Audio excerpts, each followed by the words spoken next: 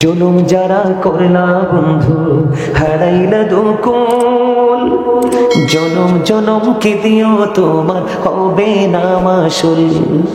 একবার ভেবে দেখো না তোমার কোথায় ঠিকানা, একবার ভেবে দেখো না তোমার কোথায় ঠিকানা। এখনো তো আছে সময়, এখনো তো আছে সময়, বুঝো তোমার ভুল।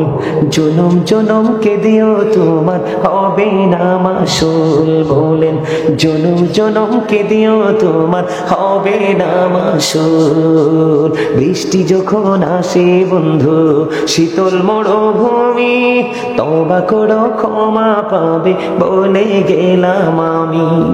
বৃষ্টি যখন আসে বন্ধু শীতল মরুভূমি, তওবা করো ক্ষমা পাবে বলে গেলাম আমি। তোমার জীবন মোহনা কোথায় সেই তো জানো না, তোমার জীবন মোহনা কোথায় সেই তো জানো না। ক্ষমা যদি না পাও বন্ধু, ক্ষমা যদি না পাও বন্ধু পাবে না তো কোন। জনম জনম কে দিও তোমার হবে না মাসুল। মারহাবা মারহাবা। ভাল লাগছে গজলটা? এটা আমার লেখা, আমার সুর।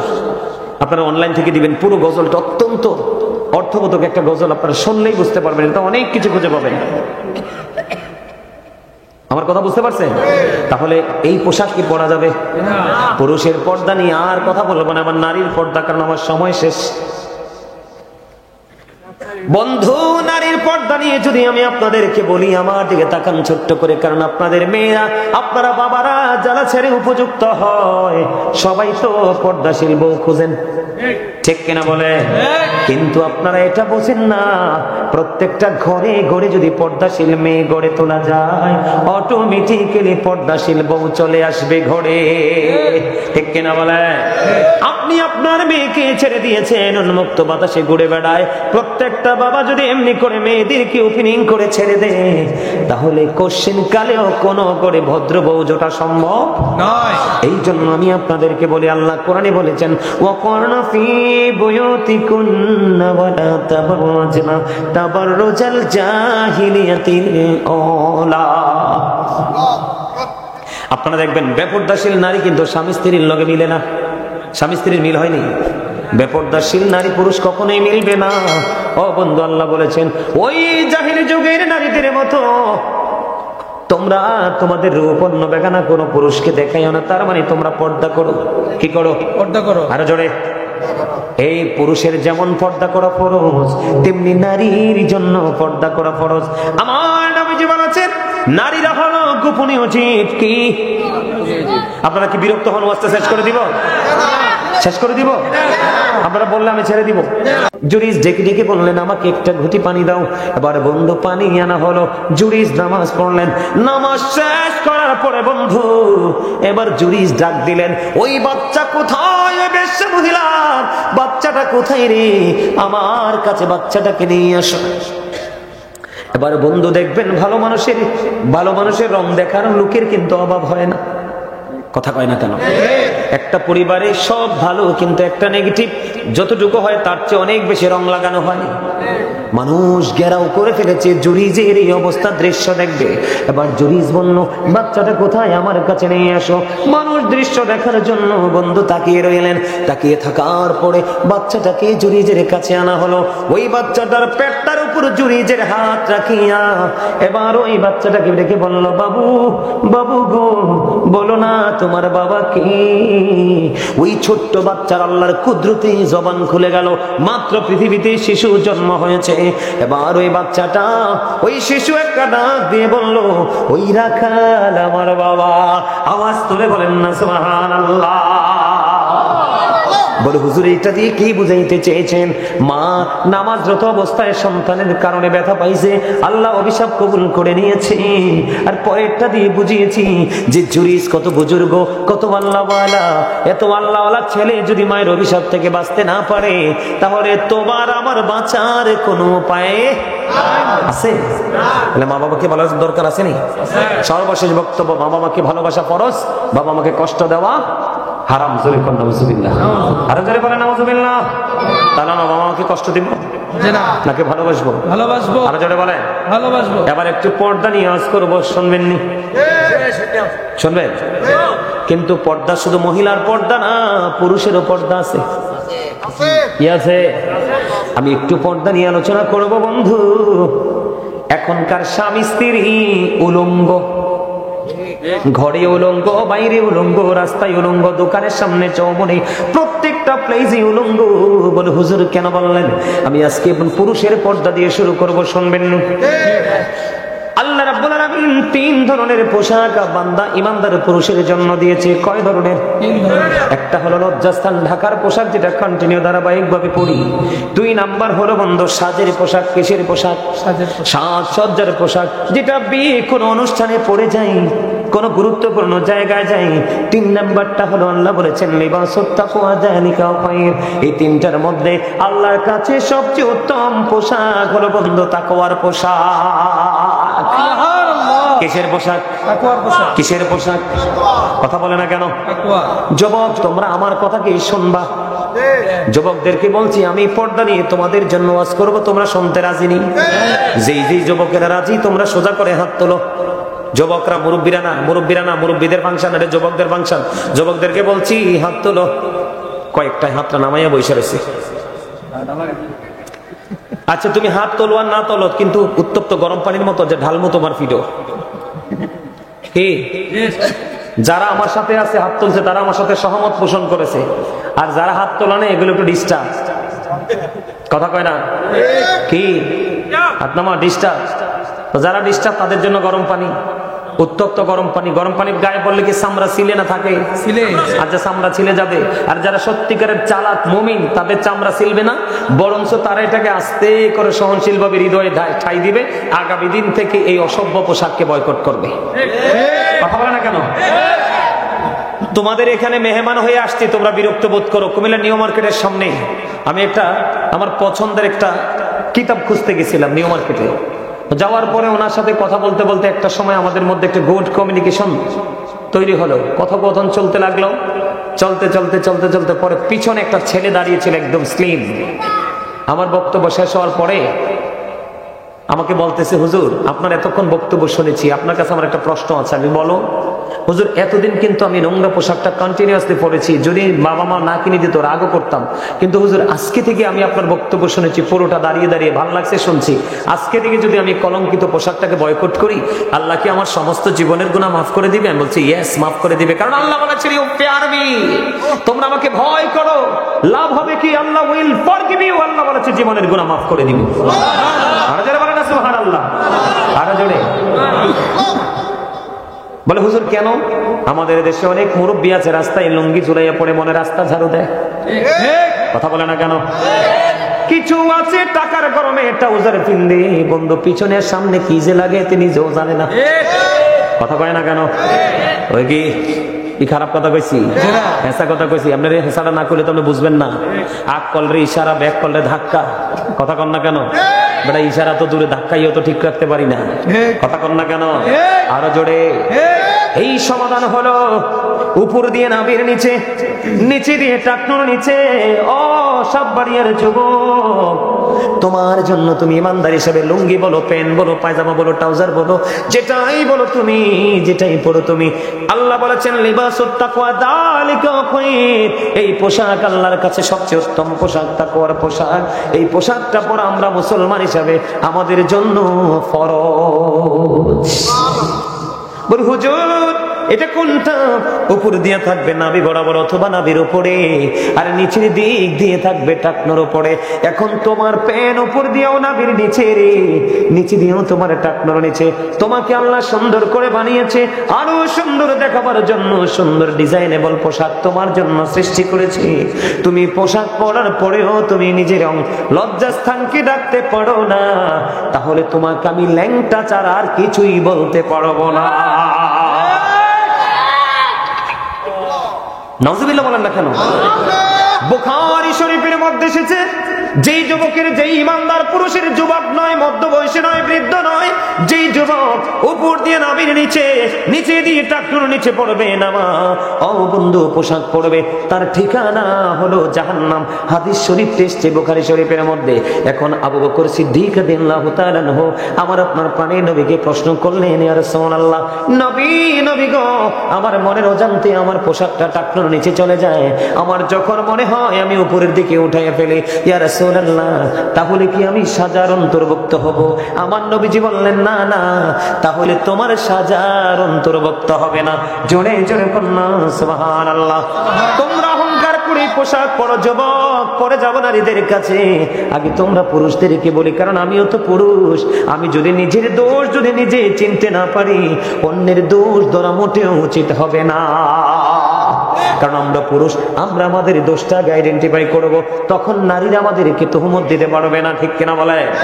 যুবক রে, হাদিস শরীফের মধ্যে এসেছে, আমার নবীজি বলেছে, 3 শ্রেণীর মানুষকে আমার আল্লাহ কিয়ামতের দিন ক্ষমা করবে না, দয়া করবে না, মায়া করবে না। হুজুর, এই 3 শ্রেণীর মানুষগুলো কারা গো? যারা অহংকার করে করে টাকনুর নিচে ঝুলিয়ে ঝুলিয়ে পোশাক পরে। আরেকটা হলো মানুষকে উপকার করে, যারা সময় মতো খোঁড়া দেয়। আরেকটা হলো যারা ব্যবসা করার সময় ব্যবসার মাধ্যমে মিথ্যা কথা বলে বলে কাস্টমার ঠকিয়ে টাকার পাহাড় গড়ে। জোরে জোরে কন্যা নাউজুবিল্লাহ। আমি আমার যুবকদেরকে বলি, তোমরা কিন্তু জিন্স প্যান্ট পরে মসজিদে আসো না? নাই? তোমরা বলো না, পরো কি পরো না? জিন্স প্যান্ট পরে জুমার দিনে নামাজ পড়তে আসো। তোমরা কেমন বিবেকবান, তোমরা কেমন মুসল্লি। এটা লেখবালে কি এটা লেখে হাঁটুর উপরে প্যান্ট। ও আচ্ছা, তুমি এটা লেখছিলা? ও আচ্ছা, এটাই তো ওয়াজ করতেছি, এটা আইবো একটা করে। আলহামদুলিল্লাহ বলেন। আমি হাদিস থেকে বলবো, মন গড়া নয়, কাউকে মিন করে নয়, কাউকে শত্রু বা দুশ্মন বন্ধু মনে করে নয়। আমার দিকে থাকো যুবক, তুমি যে জিন্স প্যান্টটা পরে নামাজে যাও, তুমি তোমার বন্ধুকে বলবা, আগামীকালকে আমি মসজিদে প্রথম কাতারে রুকু দিব। তুমি নিয়ত বাঁধবে না, আমি 2 রাকাত পড়ার পরে তুমি 2 রাকাতের নিয়ত বাঁধবা। তুমি আমাকে বলবে, আমি যদি জিন্স প্যান্ট পরে রুকু দিই, আমাকে পিছন দিয়ে কেমন দেখা যায়। তোমাদেরকে আজকে বলি যুবক, তোমরা ইহুদি বেঈমান কাফেরকে ফলো করতে করতে তোমরা ইহুদিদের শামিল হয়েছো, তোমাদের ঠিকানা হবে জাহান্নাম। আমার দিকে তাকান, ও যুবক, আমার দিকে তাকাও। নবীজি মসজিদের মধ্যে অবস্থান করতেছে, এই মুহূর্তে একজন এসে নামাজের নিয়ত বাঁধলো। নবীজি বললেন, তুমি ওযু করে আসো। নিয়ত ভেঙ্গে তিনি ওযু করতে গেলেন। ওযু করে এসে আবার নিয়ত বাঁধলেন। নবীজি বললেন, তুমি ওযু করে আসো। তিনি আবার ওযু করতে গেলেন, ওযু করে এসে আবার নিয়ত বাঁধলেন।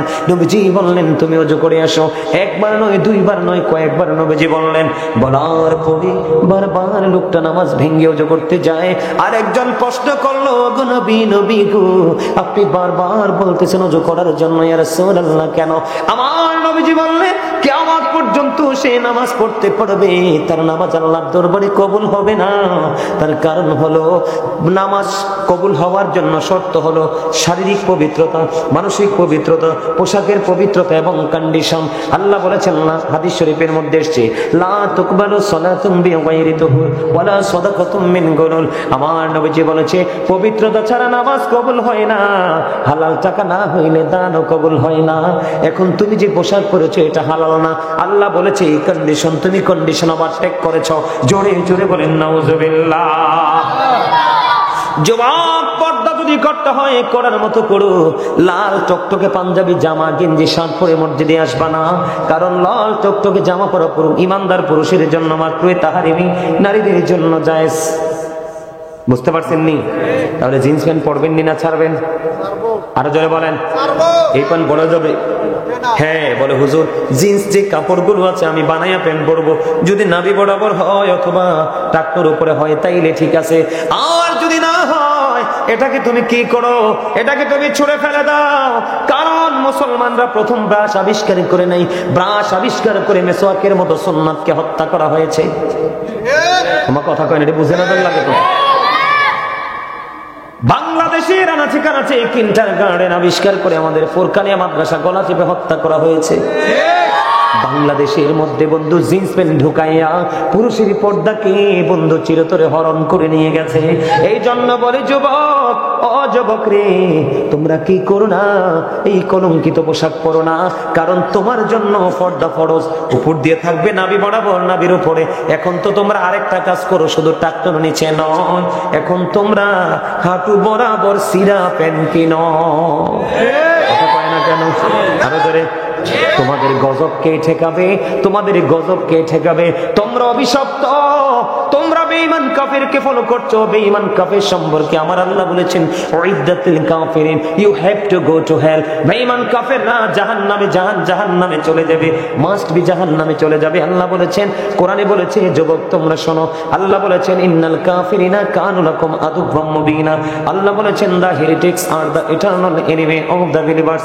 ঈমানদারদের প্রকাশ্য শত্রু হলো বেঈমান কাফেরেরা। জোরে জোরে কন্না নাউজুবিল্লাহ। আজকে যদি তুমি কোরআন হাদিসের আইন মেনে যদি এই কলঙ্কিত পোশাকগুলোকে যদি ছেড়ে দিতে পারো, আমার নবীজি জানিয়েছে তোমার সামনে অসংখ্য জান্নাতি পোশাক তুলে ধরা হবে, তুমি যেটা মন চাই সেটাই চুজ করতে পারবে, তোমাকে কেউ কোনো বাধা দিবে না। আর যদি তুমি কোরআন হাদিসের আইন মানার শোনার পরেও তুমি কলঙ্কিত পোশাকটা পরো, তোমাকে অপমানের পোশাক পরানো হবে রে যুবক। সেদিন তুমি কাউকে দোষারোপ করতে পারবে না। আল্লাহ বলেছেন, ইন্নাল্লাহা লা ইয়াজলিমুন নাসা শাইয়্যান ওয়ালাকিন্নান নাসা আনফুসাহুম ইয়াজলিমুন। সূরা ইউনূসের 44 নম্বর আয়াতে আল্লাহ বলেছেন, ও বন্ধু, আল্লাহ বান্দার উপর জুলুম করে না, বান্দা নিজেই নিজের উপর জুলুম করে। আল্লাহ বলেছেন, আল্লাহু লা ইউহিব্বুজ জালিমিন, যারা অত্যাচারী আল্লাহ তাদেরকে পছন্দ করেন না। আমার আল্লাহ বলেছেন, ওয়ালিজ জালিমিনা মিন আনসার, যারা অত্যাচারী জালেম আল্লাহ জালেমদেরকে ভালোবাসে না।